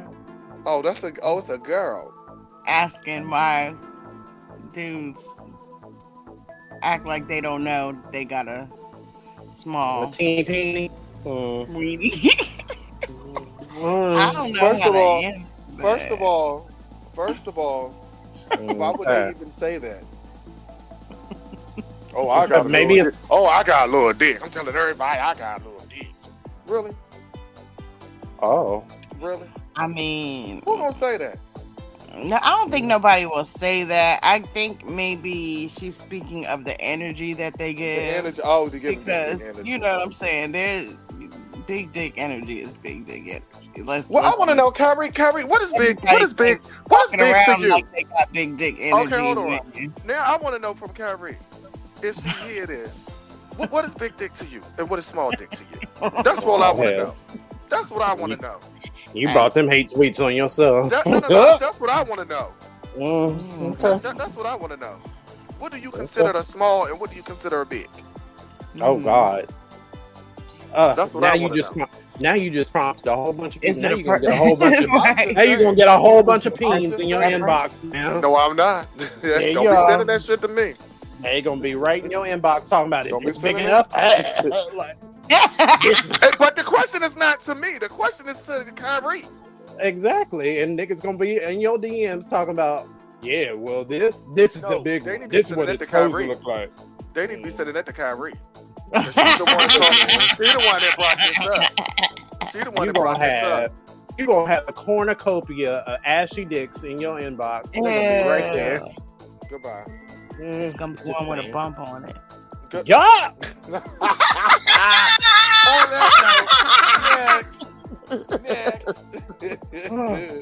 Oh, that's a birthmark. That ain't no goddamn birthmark. Y'all dumb. Bro. Y'all Well, dumb. Guess we'll keep that same energy. Is out there. And we're gonna keep that same energy. Peen you looking for, girl. Yikes. I cannot. Avoid the one with the bump on it. All right. Wow. Keeping in that same energy. News to make you nauseous is up next. I cannot. Did you know that herpes are far more common than most people think? I'm sorry, that was rude. Hey, how you doing, friend? Did you know that over 50% of Americans have oral herpes and that is 1 in 6 for genital herpes? Did you know that you can have sex one time even within a relationship and still contract an STI? Yes, more unprotected exposure increases your chances of contracting one, but STIs are not bound to promiscuity. Did you know that many STIs are treatable and or curable? And that even if you have one like herpes or HIV that is not completely curable, you can still have an active and healthy sex life. Now, you may be asking, why the fuck is she telling me this? Because society places a stigma on STIs and the people that have them, which often makes people hesitant to seek medical treatment if they suspect that they have one. It also makes it easier to spread misinformation about STIs, and it makes people think that they're immune to contracting one unless they have careless sex. Now, prevention is always the goal, which is why I spend a lot of time talking about protection and vaccines for viruses like HPV. I also encourage everybody to be very enthusiastic about testing. But I truly believe that a large part of STI education is digging past the shame so that we can center education and compassion. Hold on, y'all. I got a question. Do y'all be getting weird-ass text messages from weird-ass numbers? Bitch, the other day, somebody gonna text me talking about something. Hey, how you doing? You remember me?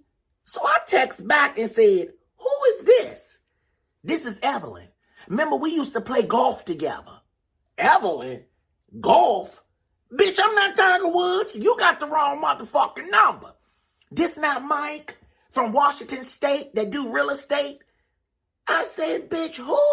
The only Mike that I know, bitch, is Mike Lowry. And I seen him a couple of days ago on a movie screen. Bitch, you got the wrong motherfucking number. Then the bitch gonna say, I think this is a beautiful misunderstanding. I said, oh no, this bitch an escort. This bitch over there licking the phone. You freak, get off of my motherfucking phone. Bitch, I blocked that number, bitch. Do y'all be getting numbers like that? I rebuke you, you fucking sex demon. And now, say what? News to make you nauseous on WRTR Real Talk Radio. Let's go. President Biden has just tested positive for COVID-19.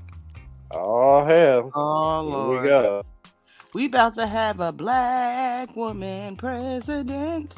But you know what? I heard Roland Martin talking earlier today. I was listening to his show, and he was talking about how this may be a setup for, I don't know. Anyways, conspiracy theories aside, this is news to make you nauseous. How do I usually do this? Oh my! These are some of the stories you might not read in the New York Times, the Washington Post, or the Wall Street Journal. It's news to make you nauseous. All right. Who's going first, Miss Lyric? Sure. Say what? Up on Marlboro, Maryland. I say Merlin. Merlin. Say what? Shaheed Omar Jr. age 24, of Upper Marlboro, was killed, and a woman was shot in a parking lot of a high school around 10 p.m., police said. Officers found Omar suffering from a gunshot wound. He was taken to the hospital where he was pronounced dead a short time later. A Prince George's County Police news release said. The woman has injuries that are not life-threatening. Captain Sony Bath, the acting commander of the department's Major Crimes Division, said the police returned to the scene where the gunshots were heard after the vigil at a high school auditorium. And this vigil was for those 3 guys that were killed in that car crash. Yeah. Like a week prior to this going on. So he attended the vigil. And I think one of the guys was like, he was his friend or his cousin. And let's see, the weapon was recovered at the scene. The police are still working to identify a suspect and a motive. The shooting took place at Wise High School parking lot. So that's literally like 15, 20 minutes away from you and I. It's crazy. Wow. That's crazy. That's why I said, in my little thing that I posted in my reel, it's too hot to be confrontational with people. It is entirely too hot. Woo. Because niggas is already on edge because of heat. Right. And you don't need none of that exacerbated. Or exacerbated, rather. It's not working. It certainly isn't. All righty. Okay. Say what? Inglewood, Colorado. Say what? On March 25th, the Inglewood Police Department arrested Reginald McLaren, 81, after he allegedly killed his wife and adult daughter with an axe to prevent them from becoming homeless. 81? 81, what? Yes. You axe murdering people at 81? Jesus yes. Christ. Yes. Police documents say he was arrested on multiple charges, including murder in the first degree and a weapons charge. According to the arrest affidavit, McLaren allegedly admitted to killing his wife, Bethany McLaren, 70, and daughter, Ruth McLaren, 35, because his family was running out of money and would not be able to afford their home anymore.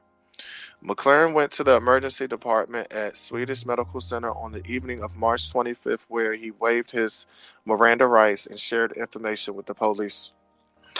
In this interview with Detective, McLaren allegedly said his family would have had to vacate their apartment on March 25th and they had nowhere to live afterwards because they had no money. So he was killed. Yes. He was allegedly previously employed at a hospital, shared services, and worked frequently with the homeless population. According to authorities, he said being homeless was a miserable life. McLaren allegedly began planning to kill his family approximately 10 days ago, according to police documents. Yes. Investigators say he had bought an axe, 2 large trash cans, and a handsaw at Home Depot and stored these items in his apartment. Approximately 6:03 p.m. on the day of the murder, police say they received a call from McLaren stating that he thought his wife and daughter had been killed with a hammer. Lord. When officers entered the residence, they found 2 victims inside large trash cans in the living room kitchen area. According to trash cans? Yes. According to police, both victims had substantial visual injuries. McLaren allegedly struck his wife and daughter in the head that morning with the axe while they were sitting on the couch, making them unconscious. According to police documents, he then allegedly struck each in the head with the axe 2 more times. The affidavit says he then sawed their arms and legs off to make them fit in the trash cans. Bitch, you is fucking lying. At 81, how? First of all, you got to have some serious old man strength to be able to pick up dead bodies and do all of that shit too. Wow. And guess what? He was black. Well, I mean, that explains the strength, but not the crazy. Wow. Okay. That he is looking like that. Yes. Oh, but okay. She Googled him. She Googled him. That's wild. Let's unpack this. Like, what?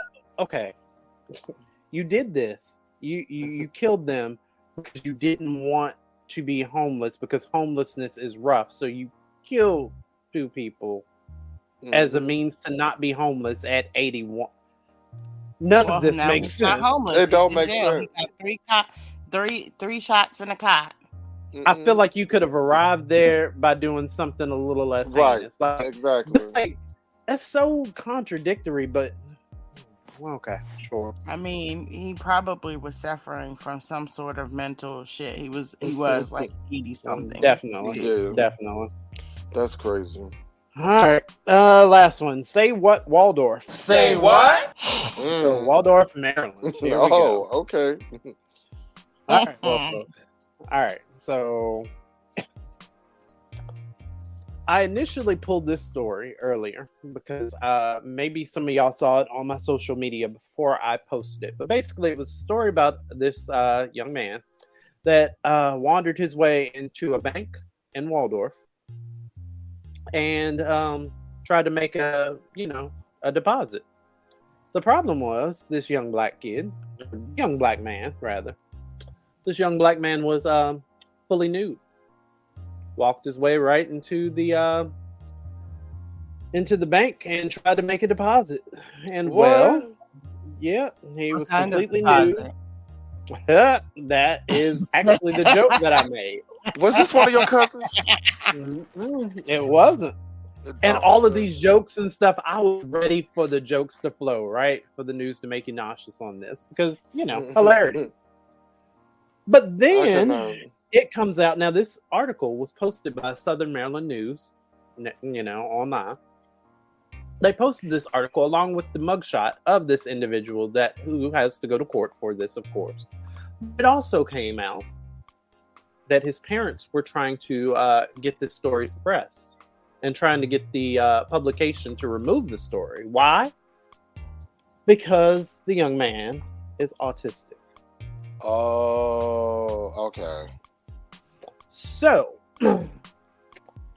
the part of all of this that makes this nauseating for me is because I feel like if it were like Tad or Billy, that this story, if they even decided to run it, would have been ran with the actual research done to make sure that this person does not have some sort of illness or because why would somebody walk into a bank naked to make a deposit? That doesn't make any sense. That's my point, and that's the part that makes it nauseous. It's like it was a black boy, so they immediately posted it right there. There we go. Like it was on there. Like it was there. And then you have and the fact that the family had to go back and forth with the publication to have the story removed or to have it modified or to have any of this put in, the fact that they're going through this back and forth is crazy to me. But America, here we sit. If you want these and more nauseating news stories, give us a follow over on Twitter at WRTR Radio. I'm at MarcusSmoot across all social networks. That's Marcus Smoot. And my name is Miss Lyric Bravado, and you can find me on all social media platforms at Lyric Bravado, except for all of the nasty ones, including Twitter/X, because I'm about to be removed from that too, because y'all some nasty. Girl, you've been saying that for 3, 4, 5 months now. I don't know, because when it's been weeks. Don't pull it. And you can find me, Tickerman, on Facebook at Tony Tickerman Nelson, on Lord Jesus, Instagram and X, Tickerman82, and you can also find me on OnlyFans, just for fans, just for friends, just for who? Just for friends, just for laughs, pen pals. It's like, no. Prison mates. Prison mates.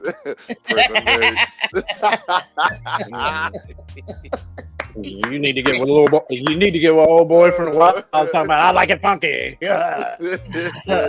Yeah. All right. So up next on Real Talk, we are debating back and forth. Do you think people that constantly use filters have low self-esteem? Yeah. Up next. Sexy Red does a lot of loser ass shit. But rarely do I engage in discourse about her, not because she doesn't deserve to be criticized, but because I don't agree with the narratives that are used to criticize her. For instance, I just saw a video of somebody saying that she is an industry plant who plays a ghetto character so that she can push an agenda. There are archives of that woman's entire life on the internet, and she's been making the same kind of music for over 5 years. She's also from the north side of St. Louis.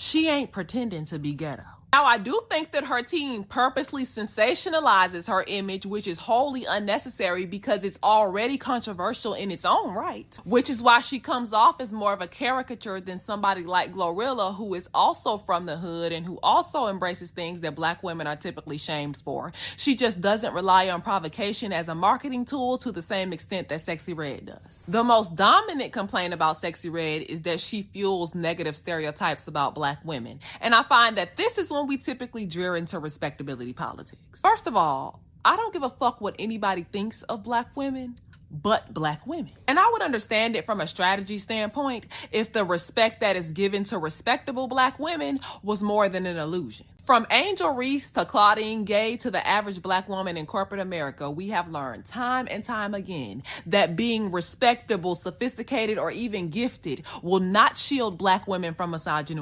I'll concede that Sexy Red could be weaponized in the mind of a person that is already racist, but Black women are not responsible for misogyny working the way that it was designed to. Make it about how her behavior is actually harmful to Black women, which shouldn't be difficult. I mean, she promotes both Trump and texturism. But we can critique her without making her a scapegoat for misogyny, classism, and racism. We can also hold suspicion for how she's being postured by other groups without centering their approval. Because I will never forget that interview where she opened up about being raped, only to have the male interviewers laugh in her fucking face. She should have never been placed in that position, and that alone let me know that she is being mishandled. I just think that her image changes the way that we talk about it. Oh, and another thing before I go, because this video is already too motherfucking long. Another thing that y'all like to pretend is that Sexy Red is a stain on an otherwise upstanding industry. Hip-hop is rife with colorism, misogyny, the glorification of violence, drugs, and other unhealthy lifestyles. And this does not just apply to the mumble rappers who y'all also use as scapegoats. This goes back to men who are considered pioneers, even some of those conscious rappers. Yet the same people who continue to support these men will launch into tirades about how Sexy Red is damaging the Black community. Y'all still stepping in the name of love. Keeping it 100. It's Real Talk.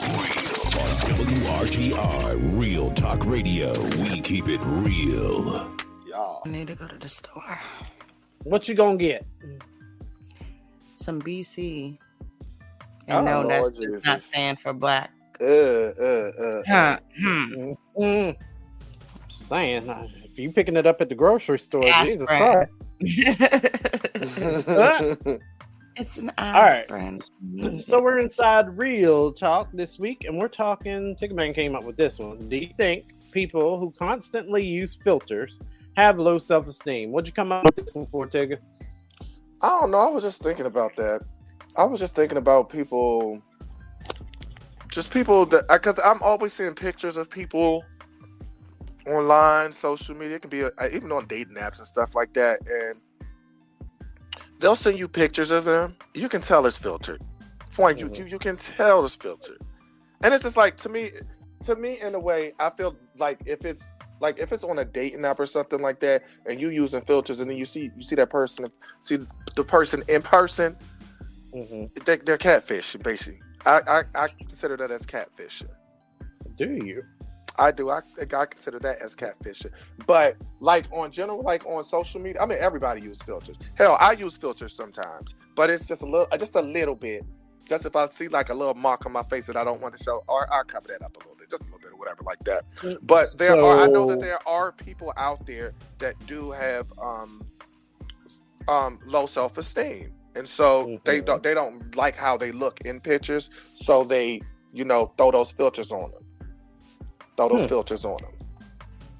Okay, so you believe it to be catfish. So do you find it? Are you upset and angry when people do? When you see them on social media, or because I'm sure it's happened to more. It happens a lot to where you'll see people online, and then you'll run into them in person. And for some people, I don't even recognize them. I'll be like, and I'll be like, girl, familiar. I'll be like, really? Exactly. And that's the thing. You be like, hold on. I know they look familiar, but right. And then you go back and look and be like, well, hold on, wait a minute. You fatty. You be like, I know you fucking lying. Right. I'd be like, come on now, for real. But you know what? Have you ever been catfished before? Oh, hell yeah, I have. How did you handle that? Now that would piss me off. That's what will piss me off. I mean, if you're on Facebook or you putting your pictures up, fine, that's that. But don't catfish me. I mean, don't do that to me. But how did you handle it when you found out the person wasn't? I told him, I was like, man, you do not look like that picture. You look similar to that picture, but you do not look like that picture. Oh, and then I've done that. I don't care. I mean, what was that is me, but that is me. What are you talking about? Yeah, it's you, but it's not you. Wow. So people like catfish with younger pictures of themselves, are you saying? Or like more boys' pictures? Or yeah, you know how when they to make them look younger, or they just don't look like themselves. And when you see them in person, so that was just my question, though. I mean, do you think they doing that because of low self-esteem, or they just do it because they just like the way they look on that picture? I think because some people get a get little bit both. Yeah, because some people get addicted to doing that. Mm-hmm. Like get really addicted to do it. Wow. It is addiction for some people. Well, for people with, with low self-esteem or whatever, that's an addiction. It's an addiction. Yeah. It's an addiction. But first of all, that's a complicated question because it depends on what you're using your social media for. Exactly. Some people like me, I'm an artist. I don't got no problem with using fucking filters. I don't give a fuck. Right. Most of the celebrities that y'all see is heavily filtered. Any magazine that you see, any beauty campaign, it's filters. It's filtered. They edit these pictures, so you're not gonna see pock marks. You're not gonna see actual pores and skin. Right. You're not gonna see any of that. So it's no different from that than social media. When people are just like posting pictures just to be posting pictures, and then every little fucking thing is filter, and they just not even doing shit. I mean, right. That's one thing. Exactly. That's and my you advertising. You advertising for like a dating app. No, that is misleading. Like it is. Yeah. and some, even in that instance, some people might not even think that way. They probably thinking like, oh, what's the most attractive picture I can get so I can meet somebody potentially? But you have to realize you're still gonna have to meet that person. Mm-hmm. And exactly. You know what I'm saying? If you're just looking flawless, and then when they get to you, all they see is chaos. It can seem like very off-putting and catfish. And nobody's gonna like take you serious. So every now and then I post a picture without no filter because I don't give a fuck. I mean, exactly. Exactly. I'm not on it like that, but I don't think everybody is suffering from low self-esteem. I think it's an obsession. It's an obsession. Yeah, with certain people. Yeah, see, but that was my question though. Do you think it's because they have low self-esteem, or is it some people else? I mean, yeah, because that's just like me. Because I seen some mud ducks. Not mud ducks. And bitch, I know what you look like in real fucking life. Like, well, hold on, wait a minute. You could never. You could never.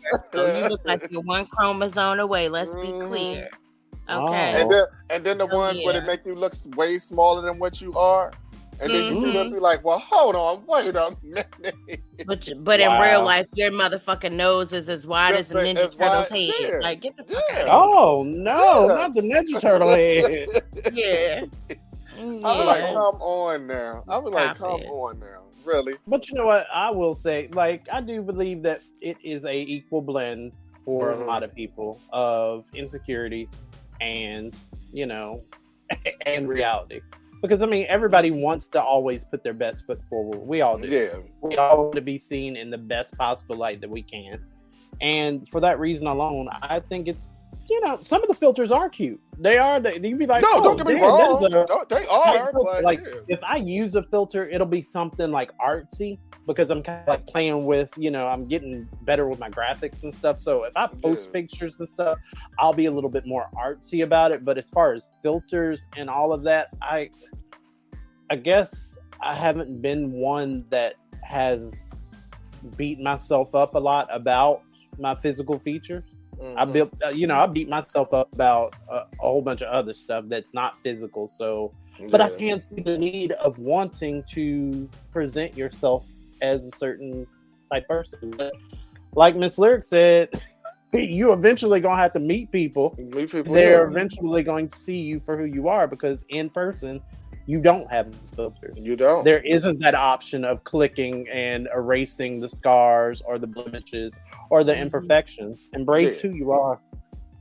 Yeah. I mean, because I ain't gonna even lie. Yeah, go ahead. Cardi B just had that problem too. Like her fans was getting on her for going live and using filters and stuff like that. And when she was like, y'all gotta understand, sometimes I be tired and I don't want people to see me a certain way. Like, yes, I'm a person. But at the end of the day, I have that right to control how I'm seen. And I was like, you know what? She motherfucking right. She ain't got to like conform, but she still took the filter off. And you can see the dark marks under her eyes. And she was like, this is how I look. But I just choose. I'm making the conscious choice to not want to be seen like that. Be seen like that. Right. And she has that right. So, you know, I get it.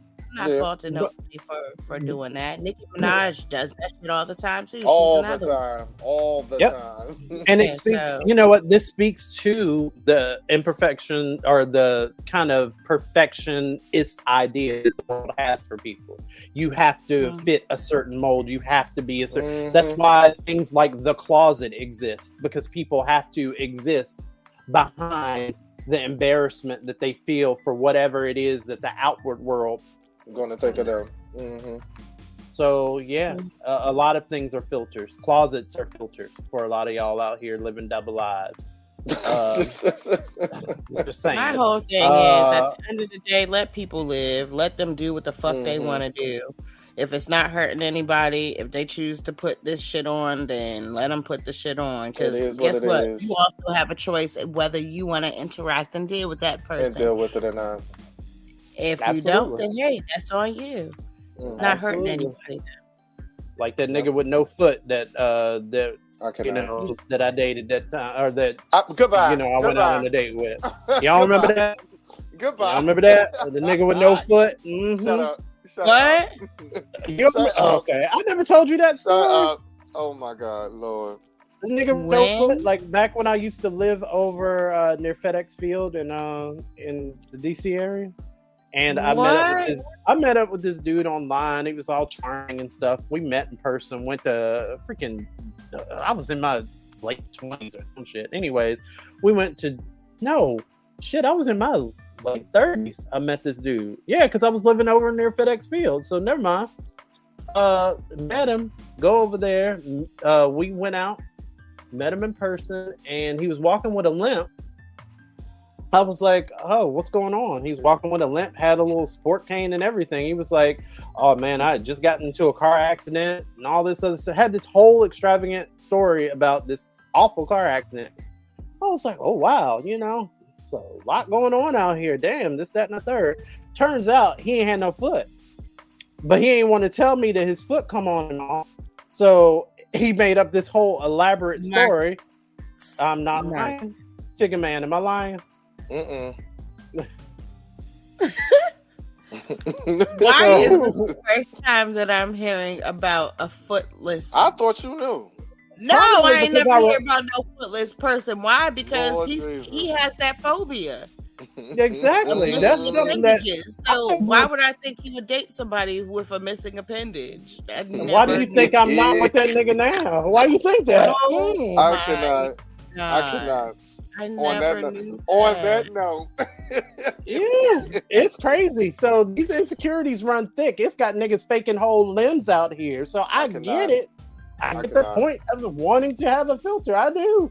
But like Miss Lyric said, you eventually have to come out as the person that you are. Exactly. Or come off as the foot that you ain't got. So I mean, it just is what it is. And it wasn't, you know what? Yes, I do have the phobia about the feet. Or I'm sorry, but not feet too, but I do have the phobia about missing limbs. However, I will say this person was charming and was nice, and we could have possibly even had a friendship, but it's because you started off the friendship, you started off our interactions with a lie. So I can't take you serious. I can't take anything. No. At home, you know what? That proves the point. So just be realistic about who you are to people. Stop putting on these filters. Stop telling niggas you got feet and you ain't got no foot. Stop it. Anyways. I know what we're talking about next week.